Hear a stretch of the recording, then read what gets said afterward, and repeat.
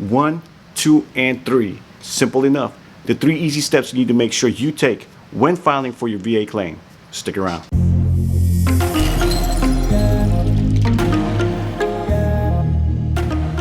Hey, what's up guys, it's your boy Lee with 1E and welcome to the Veterans Edge channel. The purpose of our channel is to provide guidance, motivation, and education to some of the benefits that you, a former member of the United States Armed Forces, are entitled to. If we haven't met, my name is Leon Nubla. I am a retired police officer, a veteran of the United States Army, and a 100% rated disabled veteran. And in today's episode, I want to quickly cover what you need in your application packet to make it a more complete and an effective means for you to lay out your case to prove that you are in fact suffering from a condition that you incurred in the military and how it affects you in your daily life. Having a complete and easy to follow packet helps your rater, once you turn in your initial application, get a complete and better picture of your claim and why they should either deny it or, in our case, approve it. Now again, we're doing this episode as a quick reference guide. Now that you've decided to either increase your benefits or initially claim for your initial benefits, right? And so without further ado, let's get it started. All right guys, let's get this started with the easiest step of all 3. Step 1. Now what I need for you guys to do before we even get started is sign up for 2 websites, va.gov and ebenefits.gov. Now these 2 sites are going to be integral throughout your whole life in both applying for benefits, checking its status, and adding more evidence to current claims that you have at the moment. Later on, it'll permit you to actually request for care and actually look into some of the benefits that you've already received or are receiving based on your rating, of course. And so, what I'll do is, if you stick around, I'll give you guys a bonus tip at the end of this video on one of these websites on how to make it even more powerful and get more access to it for you to use, again, for the rest of your life. All right, guys, let's go to step 2. Probably the most labor intensive of all the steps, however, a necessary, and it's definitely a must that you have what we're going to be doing here in your packet once you turn it in. It makes for a really good and solid and organized claim on your behalf, right? And it's simple. Step 2 really is just creating a folder.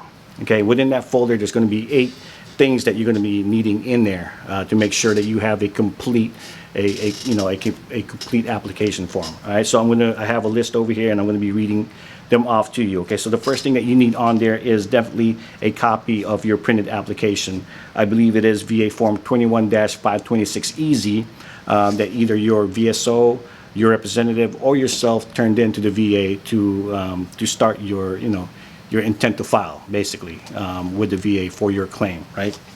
So have a section for that. The next section should be a copy of your DD-214. Make sure that it's in there. It's definitely one thing that they need to certify that you were actually in the military. Okay. The third thing that you need on there is your personal statements. All right. Again, you have your personal statements that you've written on there, as well as buddy letters that you collected, or either or hopefully both you'll have on there. And we'll cover what a personal statement is and how to write it in future episodes. But again, this is a quick reference for you guys. So on the third thing that you need on there is your personal statement and your buddy letters. All right. So the fourth thing that you would want on your folder is your military nexus letters and your DBQ from your treating doctors or private doctors that you seek to help you with your claims, right?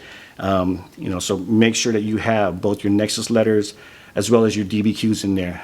Again, this is an integral part of your claim that you would need to have in there to make your claim stronger. Okay, number 5. Have all pertinent military records, of course, showing proof of campaign participation, letters, awards, things that you can relate to about your claim and how you got the injury and where you were at the time of your injury, on there, just for reference for the raters to look at, right?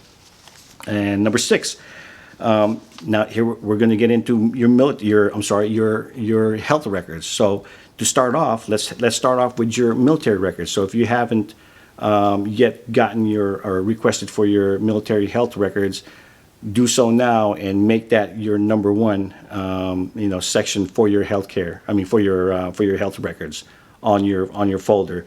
And again, you don't need to put your whole file in there. Just once you get your military health records, just the pages that pertains to your particular injury.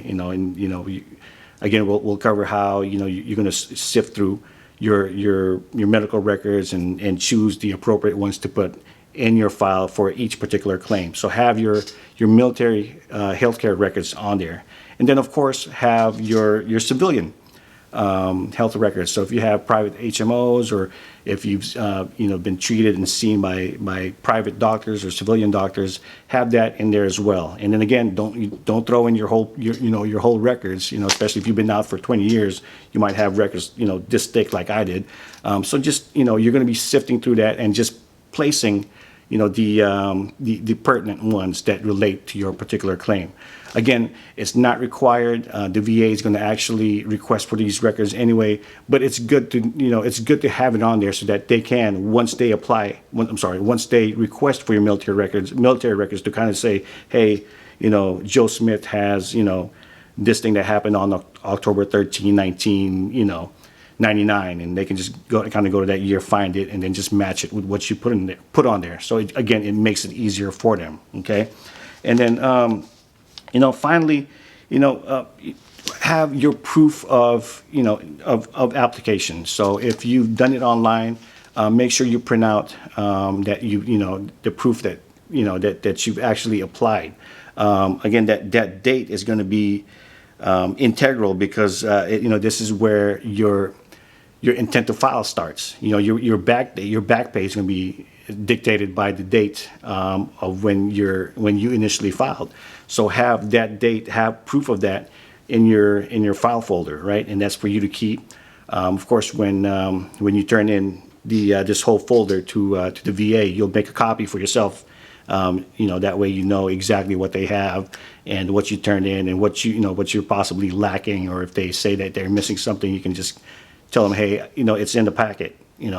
So that's basically it. So have those 8 things on there. Again, just to quickly summarize that, have a printed application form, have a copy of your printed application form, your VA form 21526, a copy of your DD-214, a copy of your personal statement and your buddy letter, a copy of your military, a copy of your doctor's military nexus letter, as well as your DBQ forms on there, and then of course all the pertinent military records that you have from your time in service. From there, also have your pertinent military health records, and then of course your private health records, and then of course finally you want to have on there the proof of the time that you actually turned in your file. Okay, so that is pretty much it for step 2. I know it's long-winded. It's 8 steps, but it's definitely something that needs to be complete and that you have in your file. So here we are, guys, the final step, step 3. Now, step 3 doesn't require you to do anything outside of what you're already doing now. And step 3 basically is just keep getting the care that you're getting now. So whether you're getting physical therapy, or you're getting psych, or you're getting just general healthcare needs taken care of, just make sure you keep doing that. Keep doing what you're doing before you filed for your claim. That way you never have to run into the situation where after you're awarded your benefits, now that you're 70, 80, 90, 100%, right? And the VA reviews your file, and they all of a sudden see that you just stopped getting care. It's just something that you don't have to deal with when that time comes. All right, so step 3 is just keep getting the care. And now let's go to our bonus step that we were talking about, right? So our bonus step of the day is for e-benefits. So when you apply for e-benefits, make sure you apply for the premium membership. All right, the premium membership actually gives you access to a lot more stuff with e-benefits. It permits you to see more things, get more information on some of the updates that they put out there, and it opens you up to a whole lot more things with that website. All right, so when you do sign up for e-benefits, make sure you you sign up for the premium membership, right? It takes a couple more steps to do that, but it is worth it. All right, guys. So if you guys found this episode to be valuable or know somebody that could, please share our link below. Please do help support our channel by subscribing and hitting that like button. YouTube likes that. It does gauge, your your views and your likes as a means for them to actually distribute your videos. And so that would be highly appreciated if you guys do that. And again, till next time, be good to yourself, be kind to others, take action and create. It's your boy Lee, and I'm out.